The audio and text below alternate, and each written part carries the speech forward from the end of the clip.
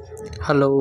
इस वीडियो में हम बात करेंगे हाल फिलहाल में आरआरसी गुवाहाटी में अप्रेंटिसशिप का फॉर्म आया, जिसमें टोटल पोस्ट जो है 5647 है। ठीक है, तो इसमें आपको किसी प्रकार का एग्ज़ाम नहीं होगा और डायरेक्ट आपका मेरिट लिस्ट पर आपका सिलेक्शन होगा।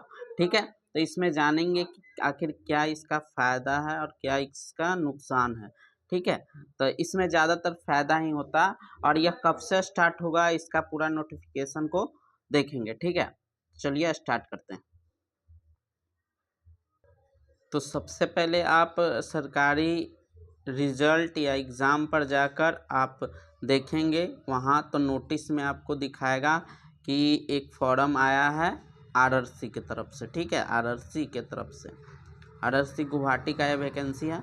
ठीक है, एन लिखा रहेगा, वहाँ पर आप देखिएगा तो मिल जाएगा। ठीक है, अब इसमें आपको सबसे पहले डेट बताते हैं कि आखिर यह कब से अप्लाई होगा। तो 4 नवंबर से आपका स्टार्ट हो गया। ठीक है, और यह कब तक होगा तो 3 दिसंबर तक एप्लीकेशन भरा जाएगा। ठीक है, अब इसमें सबसे पहले आपको ध्यान में रखना है कि यह जो है गुवाहाटी का NFR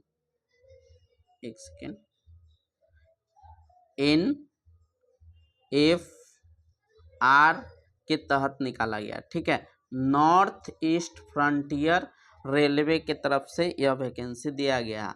ठीक है, इसमें आपको अप्रेंटिसशिप करवाया जाएगा सरकार की तरफ से।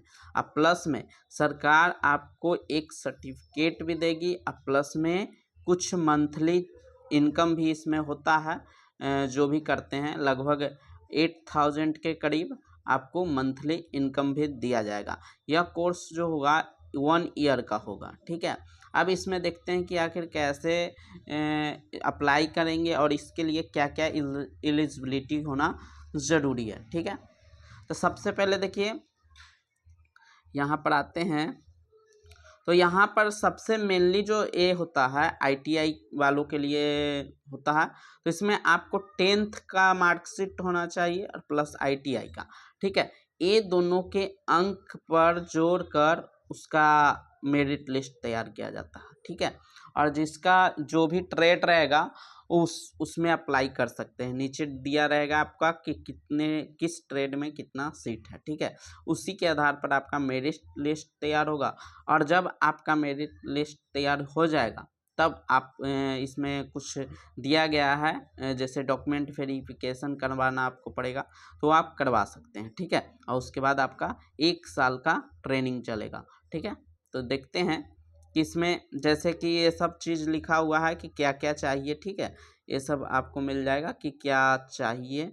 जैसे आईटीआई है, कोई है 10th और 12th के बेसिस पर भी है। ठीक है, और इसमें जो एवरेज मार्क होना चाहिए कम से कम 50% से अप होना चाहिए। ठीक है, मैट्रिक में हो चाहे आईटीआई में।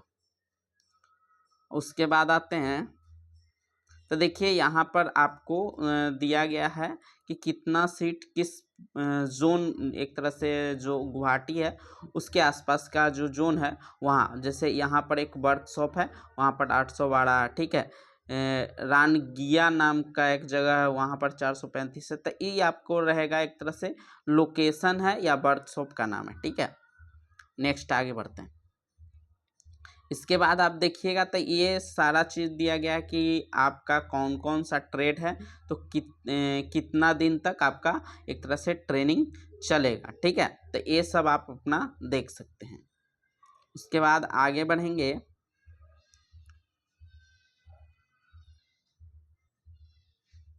तो इम्पोर्टेंट ज़्यादातर डॉक्यूमेंट में कुछ है कि जैसे डॉक्यूमेंट क्या क्या लगाना है। तो मार्कशीट चाहिए, सर्टिफिकेट चाहिए मैट्रिक का। ठीक है, फिर प्रोविज़नल सर्टिफिकेट और एनसीवीटी जो किए हैं, एनसीवीटी या एससीवीटी से आईटीआई, उसका सर्टिफिकेट एक तरह से सर्टिफिकेट खोजेगा और मार्कशीट भी खोज सकता है। ठीक है, मार्कशीट लिखा हुआ है marksheet pass certificate of class 10 और 12th विथ फिजिक्स, जो फिजिक्स केमिस्ट्री बायोलॉजी लिए हुए हैं और वो भरना चाहते हैं तो इसके लिए उनको एक तरह से 10th और 12th दोनों लगाना पड़ेगा। ठीक है, और उसके बाद है आपको ध्यान में रखना है कि इसके लिए एज लिमिट होता है। ठीक है, सबसे पहला है कि जो जनरल है कोई भी, वह मिनिमम 15 साल का होना चाहिए मिनिमम, और ज़्यादा से ज़्यादा 24। जनरल कास्ट हम कर रहे हैं, ठीक है। इसमें भी कुछ कास्ट को रिलैक्सेशन दिया गया है, जैसे जो भी SC ST कैटेगरी के हैं उनको 5 साल का रिलैक्सेशन दिया गया। उसके बाद OBC को 3 साल का, यानी कि अगर OBC में आपका 27 से बिलो है, 27 ईयर्स से बिलो है, तो आप इस फॉर्म को अप्लाई कर सकते हैं, ठीक है। वहीं PWD के है तो 10 साल का है। तो इस प्रकार आपको रिलैक्सेशन दिया जाएगा, ठीक है, एज में। और इसके लिए आपको एक तरह से फॉर्म लगाना पड़ेगा। अगर आप OBC हैं तो आपको OBC सर्टिफिकेट लगाना पड़ेगा, SC सर्टिफिकेट लगाना पड़ेगा, ठीक है। उसके बाद यहाँ पर है जो OBC, अब एप्लीकेशन फ़ी कितना है, तो एप्लीकेशन फ़ी ज़्यादा नहीं है, आपको 100 रुपया देना होगा यदि आप जनरल यानी UR कैंडिडेट हैं या तो OBC कैंडिडेट हैं। अगर ये दोनों में से हैं तो आपको देना पड़ेगा 100 रुपया। अदरवाइज बाकी SC ST में है तो आपको किसी प्रकार का पेमेंट नहीं करना होगा। जो भी एक तरह से साइबर कैफ़े चार्ज करेगी अपना फॉर्म फिलअप का, बस उतना ही, ठीक है। तो इसमें किसी प्रकार का आपको चार्ज नहीं लगेगा। इसके बाद आपको ये सब दिया गया है ट्रेड, ठीक है, ये सब ट्रेड दिया गया है। और इसका एक तरह से सब टाइटल है कि वो आपको जब फिलअप करिएगा तो साइबर कैफ़े आपका भर देगा, ठीक है, क्या भरना है। उसके बाद आगे बढ़ेंगे तो ये सब आपको कैसे कैसे फॉर्म कितना लगाना है, किस तरह का फॉर्म का फॉर्मेट होना चाहिए, फ़ोटो का क्या फॉर्मेट होना चाहिए, तो ये सब आपको साइबर कैफ़े के लिए तो साइबर कैफ़े वाला आपको बता देगा, ठीक है। उसके बाद डॉक्यूमेंट क्या क्या अपलोड करना है ये है। उसके बाद ट्रेनिंग पीरियड क्या होगा और इसमें कितना क्या मिलेगा, ये सब इसमें मेंशन किया गया है, ठीक है। स्टिपनी कहने का मतलब होता है कितना मिलता है वर्किंग पीरियड में। 1 साल काम कीजिएगा तो कितना के एवरेज से आपको इनकम होगा इसमें, ठीक है। उसके बाद आपको एक एग्रीमेंट साइन करना पड़ेगा अगर आपका हो जाता है तो इसमें, कि यदि आप एक स्टार्ट करते हैं तो आपको छोड़ना नहीं है बीच में, ठीक है। तो उसी के लिए एक एग्रीमेंट साइन करवाएगा, ठीक है, तो वो होता है। उसके बाद आपको मेडिकल फिटनेस ये सब ज़्यादा उतना हाई नहीं चाहिए, तो ये नॉर्मल खाली प्रोसीजर्स है। और बाकी इसमें दिखाया गया कि कहाँ कितना सीट है, जैसे मैकेनिकल का सीट कटिहार डिवीज़न में कितना है, तो ये सब चीज़ है, ठीक है। तो इसको आप बढ़िया से देख लीजिएगा और आपको जहाँ अच्छा लगेगा वहाँ आप डाल सकते हैं, ठीक है। बहुत सारा जगह है। तो सबसे पहली बात अब इसमें बात करते हैं कि क्या फ़ायदा है या क्या नुकसान है। तो देखिए, यदि आप अभी कुछ नहीं कर रहे हैं तो आप इसको कर सकते हैं। और आपका लगभग 20 के आसपास एज है तो कुछ नहीं कर रहे हैं तो इसको आप आसानी से कर सकते हैं।